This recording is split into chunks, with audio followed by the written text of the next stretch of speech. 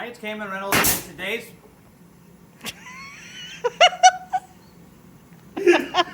Not all day, Laurel's behind it.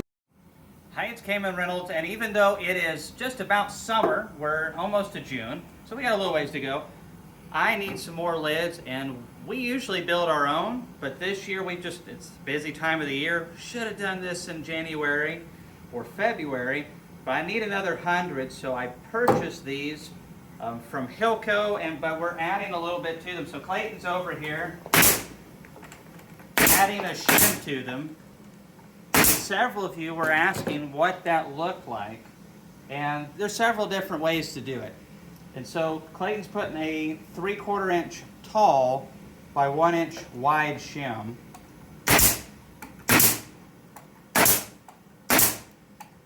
And not everybody wants that. These lids are fine the way they are. If you prefer a lid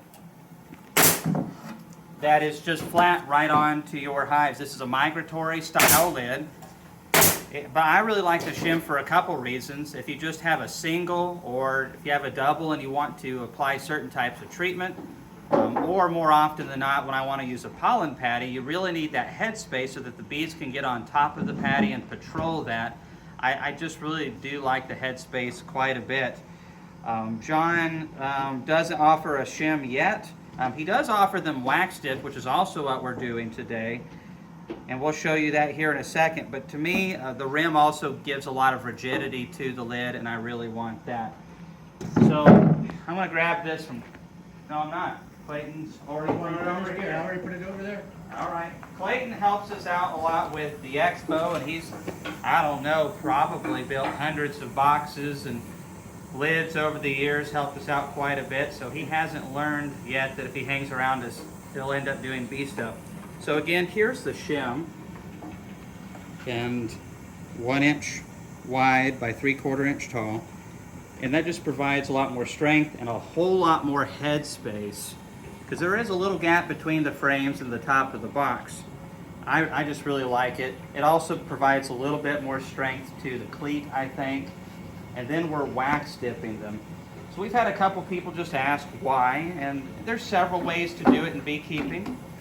One of the things I did like, though, is on these Hilco lids, they're screwed in down here. It seems like a really good idea to me. I guess they go all the way up through here and into this wood. So I do like that. We'll see how well they do. The main thing is they don't rot. So here is our thorn wax dipping tank. This is the 2.0 model. It works really well, but the new models they have out are even nicer. But the biggest problem we're having with this one right now is it's stinking hot, and this just makes it even hotter.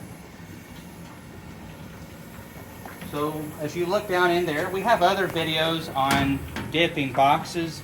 That's what these racks are for, is for sliding 2 deep boxes and then 1 inside to do 3 deep boxes. Dip those for 3 minutes.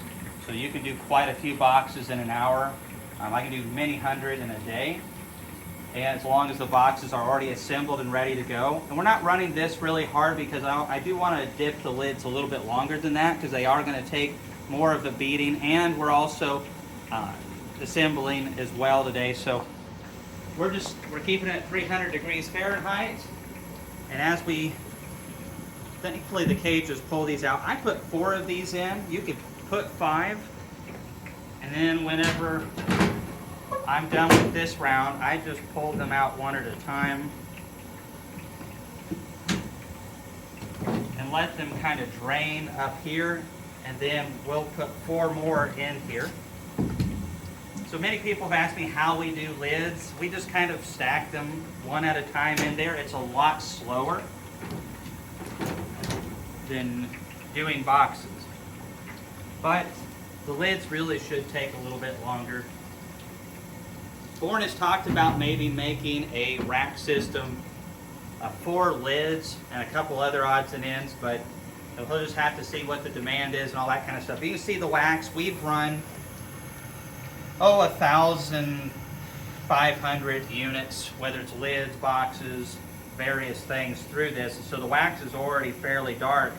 it starts off to where you can see the bottom of the tank, but there's just sawdust and also sap from the boxes that get in there. So we pretty much stack them in there just like they're stacked on this lid. And this little dolly from Walter T. Kelly back in the day, who knows how much stuff it's moved. I got it from a gentleman who used it for longer than I've been on this earth.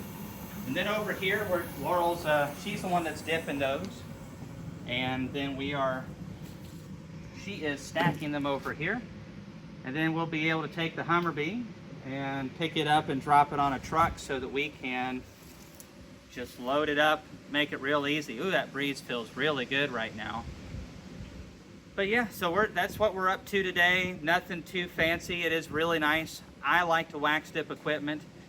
There's pros and cons to the migratory lids. We do our best when we make our own, and I think they have as well to make a good solid lid. But when you have just cleats on the end here and nothing on the side like a telescoping cover, that's what probably most of you all are using.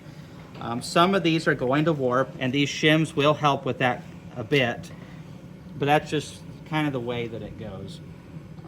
They're cheaper to purchase these versus telescoping cover. They're easier to get on and off. I don't use an inner cover, which is again one less expense. And the other thing that I like about them is these cleats right here. So this is a medium, but it'll kind of show you what I'm talking about. So we have all this nice space up here, and you can see there's a gap right there, and that could be the box, it could be the lid. It's just part of it. So in the wintertime, if we want to seal it up good, we can use those pieces of Reflectix or something else.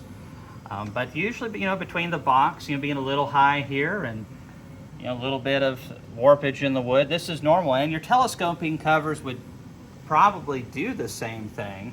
It's just, you have an inner cover, and then the telescoping cover comes around the outside, and so it kind of doesn't really matter.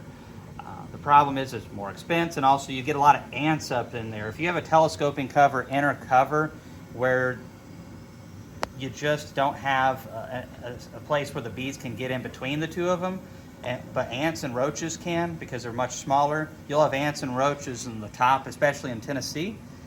So if you have a migratory lid where the bees have full access underneath there, that eliminates all of your ant problems and your roach problems. And the nice thing is it is easy to pry these open, because you just hive tool, pop, you're good. And then when you're loading, this is the main reason I have the cleats, is whenever we load this onto a truck and we're strapping this down, if you don't have this overhang cleat, like a lot of my old lids, they just sat flat right here and didn't come out and have a cleat. You strap them down, and then the strap pushes the lid about 2 inches back, and then you have them, thousands of bees letting you know how much they appreciate being moved. One of my favorite things in beekeeping is moving bees. Always fun, always fun. But so this is what we're up to today. I know a couple of you guys wanted to see what the shims looked like and what the wax dipping of lids. It's glorious. Anyone who hasn't done it has truly not lived their full life. It's great. I just need to figure out how to get people to do this for me, like Tom Sawyer getting all the neighborhood boys to paint the fence, and I'd be set. Haven't quite got there. But I have got Laurel to do a lot of it, so close. All right, we'll see you in the next video, if I make it.